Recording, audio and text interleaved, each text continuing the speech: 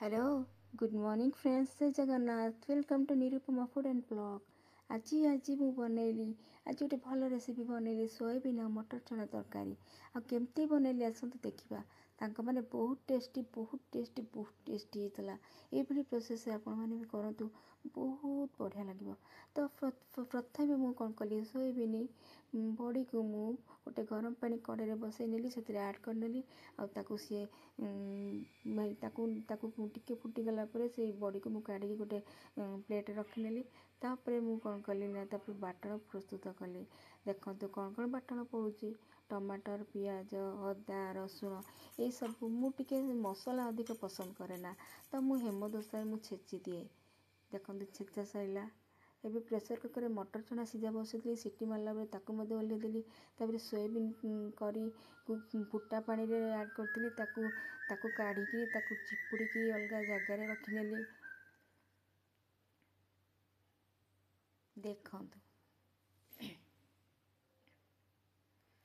ताकू भल भाव चिपुड़ी ताकू गोटे अलग जगार रखीदेली। आकू गोटे कड़े तेल ऐड करके भाजीदेवी। देखो कड़े बसई नेली से टिके तेल ऐड कली तापर सोयाबीन बड़ी तक मु भाजुची।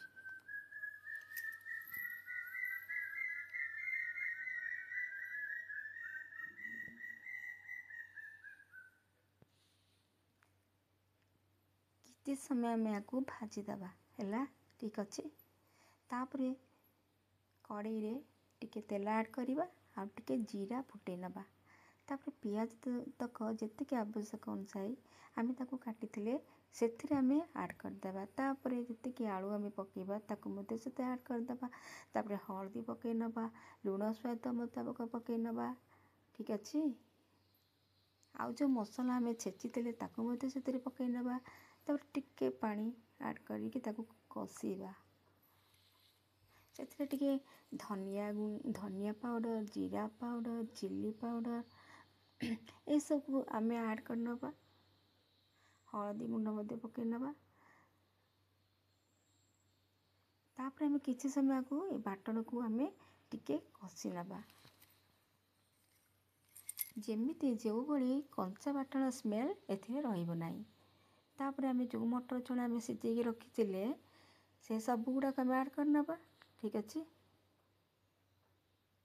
देखु तरकारी बहुत बढ़िया लगे बहुत बढ़िया लगे। तापर आम जो सोयाबीन आम रखी भाजिकी ताकू से ऐड करनबा आउ टिके बहुत भल भाव खरिका चलई नबा भल भाव कषा हो गला पर आम आवश्यक मुताबक पानी ऐड करनबा स्वाद मुताबक लुण ऐड करनबा ठीक अच्छे। गोटे घोड़े दबा ढांकुणी रे किसी समय फुटीगला पर आम तो काढ़ी देखी नबा चेक करना आमर परिमतक सीझी कि नहीं। देखो मोर तो तरकारी सीझी जाइए तो मुझे टिफिन रे बाढ़ुची भात तरकारी आस।